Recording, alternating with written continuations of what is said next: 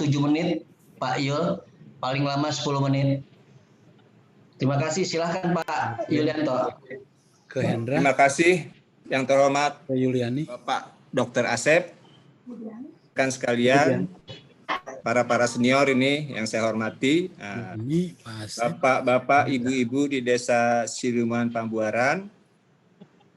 Sebenarnya saya itu tidak terjadwal, tetapi akhirnya saya diikutsertakan karena narasumber yang lain berhalangan. Yaitu kita lupakan. Oke, sekarang saya akan bicara soal masalah pertanahan. Waktu itu saya sudah sampaikan PowerPoint kepada Ibu Diani. Mohon ditayangkan Ibu Diani dengan ya. Sebentar ya Pak Yulianto. Ya.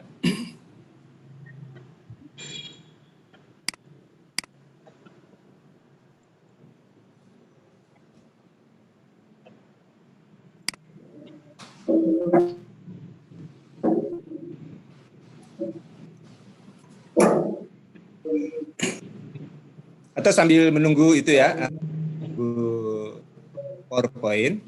Nah, saya bicara mengenai secara umum dulu masalah pertanahan. Saya berusaha berbicara dengan bahasa yang sederhana yang menjadi oleh bapak-bapak ibu-ibu. Nah, tadi Bapak moderator sudah membuka bahwasanya masalah tanah ini sangat complicated. Tidak ada namanya tanah itu yang harganya tetap dari tahun ke tahun selalu naik, ya. Itu yang disampaikan ya. Nah, dari situ juga kita bisa lihat dari pajak bumi dan bangunan. Pajak bumi dan bangunan itu sekarang sudah menjadi aset pemerintah daerah, jadi pendapatan asli pemerintah daerah. Makanya PBB itu selalu naik. Naiknya kadang-kadang sekarang jadi signifikan, bisa 100% dari tahun-tahun sebelumnya. Ya, baik.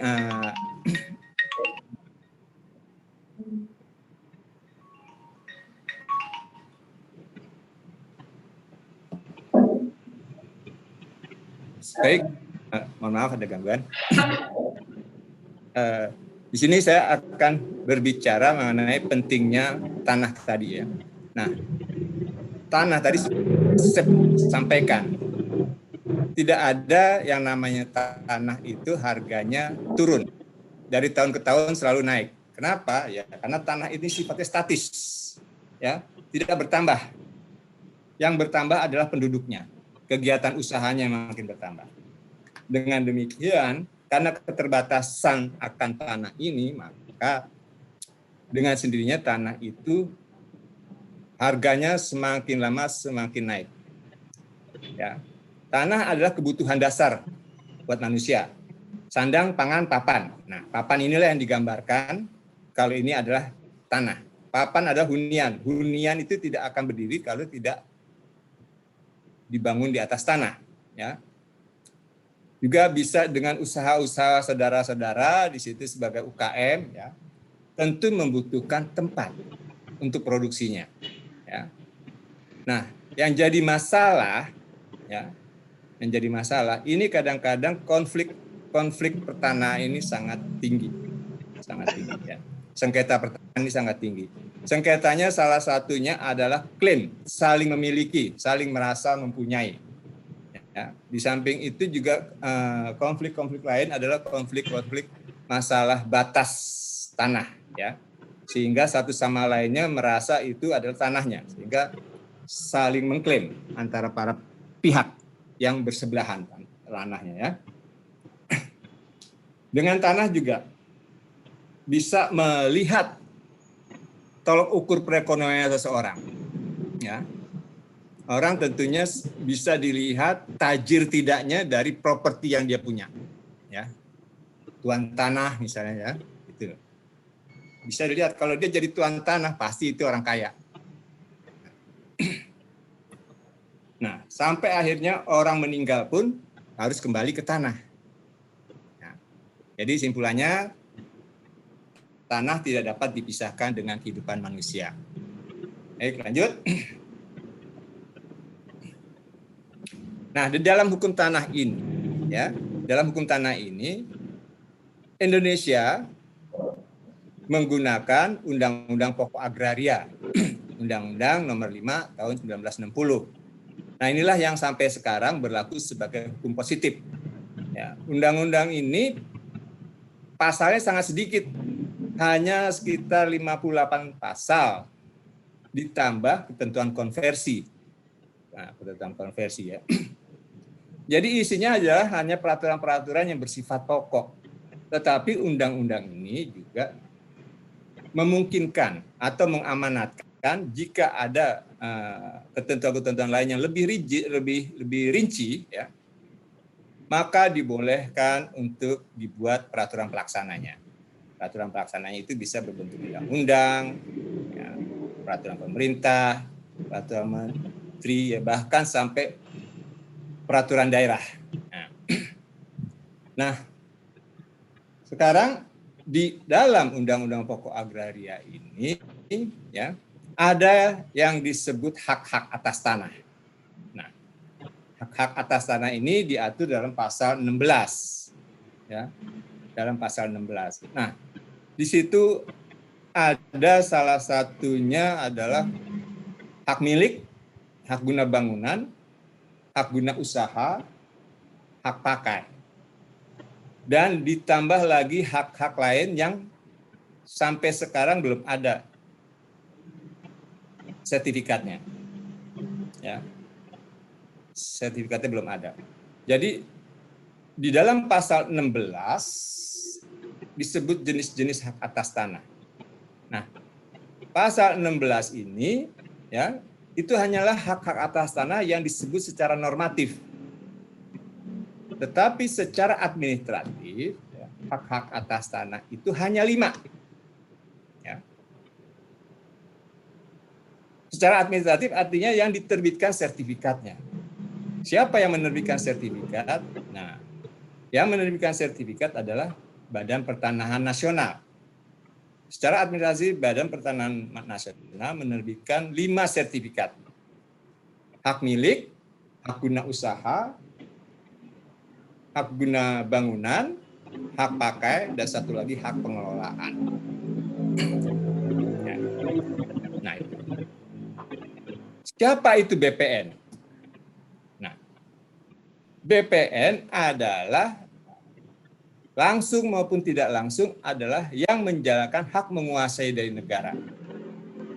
Hak menguasai dari negara itu terdapat di pasal 2 Undang-Undang Pokok Agraria. Ya. Hak menguasai negara. Aplikasinya dari mana? Tentunya dari pasal 33 ayat 3 Undang-Undang Dasar 1945. Pasal 33 ayat 3 tersebut adalah bumi, air, kekayaan alam yang terkandung di dalamnya sepenuhnya dikuasai oleh negara. Ya, dikuasai oleh negara. Nah, disinilah negara diberi kewenangan untuk menguasai hak atas tanah negara. Kenapa? Karena negara ini sebagai organisasi yang tertinggi, organisasi rakyat yang tertinggi yang diwujudkan oleh negara. Negara itu siapa? Unsurnya adalah ya seperti trias politika, ya. Di situ ada yudikatif, legislatif, dan eksekutif. Nah, yang menjalankan hak menguasai negara terkait dengan masalah tanah adalah pemerintah sebagai eksekutif. Pemerintah lembaga operasionalnya adalah BPN, Badan Pertanahan Nasional. Badan Pertanahan Nasional inilah yang melaksanakan segala kegiatan yang terkait dengan masalah pertanahan. Ya. BPN ini ada BPN pusat, BPN wilayah, dan BPN Kota Madya dan Kabupaten yang biasa disebut kantor pertanahan. Nah, bapak-bapak, ibu-ibu, jika bapak-bapak mempunyai tanah tetapi belum bersertifikat, maka itu bisa diajukan permohonan haknya. Kemana permohonan hak tersebut? Yaitu Badan Pertanahan Nasional di tingkat kabupaten tentunya ya, karena Desa Siluman ini termasuk kabupaten. Ya, tentu kabupaten mana? Kabupaten Subang. Nah, di situ ada kantor pertanahan. Itulah yang harus dilakukan kepada si pemilik tanah, ya, yang dinamakan proses pendaftaran tanah.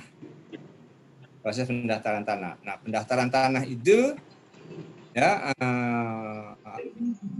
tujuannya adalah untuk kepastian hukum. Ya, kepastian hukum.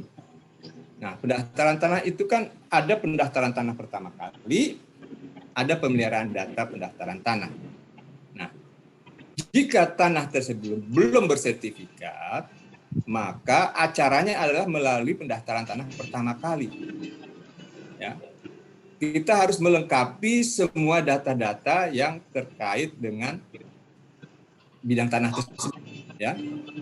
Pemeliharaan pendaftaran pertama kali ini yaitu yang diolah adalah mengenai data data calon tanah yang akan disertifikatkan. Ya. Misalnya, kalau ada giriknya yang kita sampaikan. Kalau ada akte jual belinya juga kita sampaikan. Terus, apalagi yang terkait dengan itu? Ketika pemilik girik ini meninggal, ya, perlu keterangan waris, ya, perlu surat kematian, surat keterangan waris. Surat keterangan waris, siapa ahli warisnya? Ya, karena dalam pemeliharaan pendaftaran tanah pertama kali, datanya ini harus berkesinambungan satu sama lainnya, ya, sehingga saling terkait. Sekarang di sini ada surat keterangan waris. Surat keterangan waris itu yang menerangkan siapa para ahli warisnya. Ya. Nah, para ahli warisnya ini juga harus melengkapi akte kelahirannya. Betul nggak? Ibu bapaknya adalah salah satu dari yang namanya tercantum dalam girik tadi. Ya. Nah, semua data-data diolah, sampai data fisiknya juga diolah, yaitu datang ke lokasinya, diukur, ditetapkan batas-batasnya, dengan penetapan batas dengan para tetangga yang bersebelahan, dan itu disetujui masing-masing pihak. Ya. Nah, itu prosedurnya semua dijalankan. Jadi banyak ya, kegiatannya itu banyak. Namanya pendaftaran tanah adalah rangkaian kegiatan yang dilakukan secara terus-menerus dan berkesinambungan mengenai data, pengolahan data, pengumpulan data. Datanya apa? Data fisik, data yuridis. Itu semua diolah sedemikian rupa. Ya, ketika itu semua selesai, maka prosesnya untuk pembuatan sertifikat itu diumumkan. Pengumuman berapa lama? Nah, tergantung. Nah, kalau itu adalah pendaftaran tanah secara sporadik adalah 60 hari. Tapi kalau pendaftaran tanah itu secara sistematik hari, ya, 30 hari. Nah, mungkin di desa bapak-bapak, ibu-ibu kemarin pernah ada yang disebut dengan PTSL, pendaftaran tanah secara langsung. Ya, itu adalah pendaftaran tanah sistematik. Ya, di mana dalam PTSL itu pemerintah yang menjemput bola, nih ya, pemerintah yang menjemput bola, yang mensertifikatkan tanah-tanah warga. Karena pensertifikatan ini tidak dipungkiri memang butuh biaya yang cukup banyak, ya, sehingga ini adalah suatu kesempatan PTSL. Ya. Ini adalah program pemerintah sifatnya massal. Nah, sekarang saya tidak tahu apakah di desa Siluman kemarin jalan nggak PTSL-nya. Ya, PTSL-nya, kemudian kalau itu jalan, cakep. Ya, artinya kesempatan itu Bapak Ibu cukup dengan data-data yang ada disampaikan kepada kantor pertanahan setempat, yang kemudian dia akan mengurus layak atau tidak layaknya tanah bapak-bapak, ibu-ibu keluar sertifikat. Nah, Itu ya. Nah, sekarang apa itu pentingnya sertifikat? Sertifikat itu sangat penting karena dengan adanya sertifikat tadi dari pendaftaran tanah pertama kali, outputnya atau hasilnya adalah keluar sertifikat. Ya, sertifikat. Nah, sertifikat ini tentu di backup dengan buku tanah dan surat ukur. Ya. Jadi data yang ada di sertifikat harus matching ya dengan buku tanah yang ada di BPN dan surat ukur. Jadi informasi sama. Ya. Makanya bapak-bapak ibu-ibu, jika bapak-bapak ibu-ibu ingin membeli tanah, ya, pastikan dulu, ya, apakah tanah yang akan dibeli yang sudah bersertifikat ini betul-betul memenuhi ketentuan legalitasnya tidak. Ya. Dengan cara apa? Dicek dulu di BPN. Ya. Dicek dulu di BPN. Nah, dicek di BPN, di mana ceknya? Tentu BPN akan ngecek dengan apa yang disebut dengan buku tanah. Ya. Diperiksa apakah keterangan yang dalam sertifikat tadi sama nggak dengan buku tanahnya. Ketika keterangan tersebut sama, maka dapat dipastikan sertifikatnya ada asli. Ya, BPN akan memberi tanda telah diperiksa sesuai dengan keterangan yang ada di kantor pertanahan. Baru di situ bisa dilakukan jual belinya. Jika jual beli. Sekarang, ya, Undang-Undang Pokok Agraria dibuat berdasarkan hukum adat. Ini ada Pak Oni ini yang mengajar mata kuliah hukum adat ya. Dibuat berdasarkan hukum adat tentang pasal 5. Nah, hukum adat ini yang bagaimana? Jadi hukum adat yang diambil atau diadopsi adalah konsepsinya, azasnya, terus lembaga hukumnya dan sistemnya.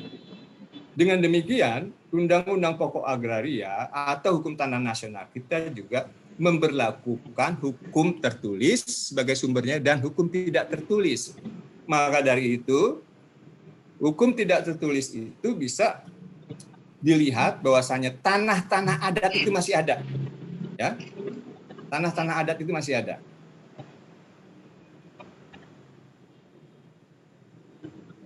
Terus apalagi? Tanah garapannya tadi sempat disinggung oleh Pak Asal. Tanah garapan juga ada. Nah, tetapi di dalam Undang-Undang Pokok Agraria sendiri itu tidak ada hak-hak atas tanah yang disebut tanah adat dan lain-lainnya ya. Tidak ada, tetapi dalam praktek hukumnya ya, ini tanah adat, tanah garapan itu eksis ya, eksis. Apalagi mungkin di desa ada yang namanya tanah bengkok gitu ya. Tanah desa tersebut yang dimanfaatkan untuk kepentingan masyarakat desa tersebut, tetapi pelaksanaannya ada di level kepala desa atau perangkatnya. Ya, dikembalikan kemaslahatannya untuk masyarakat desa tersebut, misalnya membuat infrastruktur atau tanah bengkok tersebut bisa disewakan dengan pihak ketiga, yang penting ada pemasukan gitu ya. Nah, disitulah Bapak Ibu pentingnya tanah. Jadi ingat, kalau untuk kegiatan usaha juga perlu tanah. Tanahnya tentu juga sebisa mungkin ya, sebisa mungkin tanah tersebut disertifikatkan. Ya, disertifikatkan karena dengan tanah tersebut bersertifikat, maka untuk pembuktiannya jika menghadapi gugatan dari pihak lain, nah Bapak, Ibu punya kekuatan pembuktian. Ya, punya kekuatan pembuktian. Tinggal nanti masalahnya dilihat di pengadilan. Ya. Karena di dalam sistem hukum tanah nasional kita, ya, kita menggunakan sistem pembuktian yang disebut sistem pembuktian negatif. Ya, negatif. Nah, sistem pembuktian negatif ini adalah orang yang namanya tercantum dalam sertifikat, ya, masih dimungkinkan ya, menghadapi gugatan-gugatan pihak lain, di mana pihak lain tersebut mempunyai alasan yang kuat. Ya.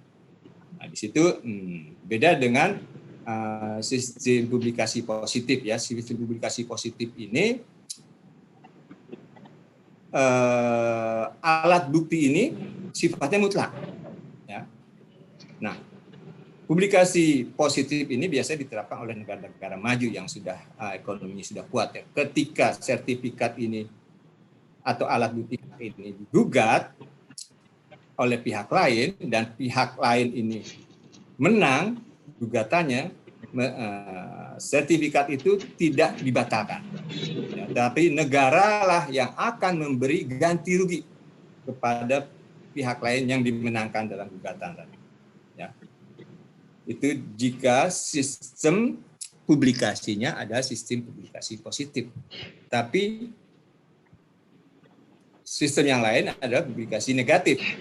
Sistem publikasi negatif ini ya dimungkinkan seseorang itu yang namanya sudah tercantum dalam alat bukti hak menghadapi gugatan. Ya. Ketika gugatannya itu kalah pemilik sertifikat, nah putusan pengadilan bisa menggunakan sertifikat tadi. Nah, sertifikat adalah produk administrasi. Ya, produk administrasi Badan Pertanahan Nasional. Untuk itu sertifikat juga bisa di PT-UN-kan. Nah, ini Bu Diani kebetulan yang pengajar hukum tata usaha negara ya. Nah, itu ya. Nah, bisa jadi BPN itu sebenarnya diberikan kesempatan untuk membatalkan produknya ketika terjadi maladministrasi. Tetapi kenyataannya jarang BPN yang membatalkan produknya karena maladministrasi. Biasanya disarankan hal-hal tersebut digugat aja di PT-UN-kan aja gitu loh. Ketika PT-UN-kan tersebut perkaranya sertifikat tersebut dibatalkan, maka Pak Yulianto, maaf waktunya 1 menit lagi. Siapa? Ya. Putusan PT-UN bisa membatalkan sertifikat tersebut dan BPN dalam hal ini menjalankan putusan pengadilan. Itulah kira-kira kurang lebihnya. Jadi saya pakai PowerPoint nih, ngobrol aja begini nih. Ya, mungkin dari situ bisa ditarik kesimpulannya bahwasanya tanah itu harus dipikirkan kepastian hukumnya, ya, kepastian hukumnya. Karena dengan mempunyai tanah yang sudah bersertifikat, mau tidak mau nilai ekonominya juga lebih tinggi, ya, sehingga bisa disekolahin, Kadang-kadang kalau lulus Pak terusnya, ya. Udah selesai dijamin lagi, sekolah terusnya sertifikat. Nah, kira-kira itu Pak Asep, kurang lebih saya mohon maaf. Assalamualaikum warahmatullahi wabarakatuh. Ya, makasih Pak Yulianto. Paparannya jelas nih, jelas, mantap sekali. Saya ada hal yang mungkin menarik untuk bisa kita simpulkan, ada 2 misalnya. Yang pertama adalah hak kepemilikan, ya, atas tanah itu harus selalu diproses untuk pengajuan, ya, agar punya kepastian hukum secara administrasi di BPN. Yang kedua tadi yang terakhir, kalau kaitannya dengan usaha itu bisa dijaminkan ini, ya, untuk mengembangkan usaha walaupun kecil-kecilan nggak apa-apa, dijaminkan. Nah, oleh karena itu penting sekali ya kepemilikan tanah itu ya bersertifikat, ya apapun sertifikatnya gitu. Nanti kepala desa atau kecamatan ini bisa mengurus hal tersebut. Tadi itu hal yang lain. Camat itu PPAT juga Pak Asep. Camat juga PPAT sementara. Camat juga PPAT. Nah, ini terkait dengan usaha Bapak, ini bisa menjadi jaminan atau menjadi hipotek nih Pak di bank ya kan, untuk meningkatkan usaha. Terima kasih Pak Yulianto atas paparannya. Nanti ini sebagai pemantik, nanti Bapak kalau ada persoalan-persoalan akan bisa ditanyakan langsung. Nah, Baik. untuk yang ketiga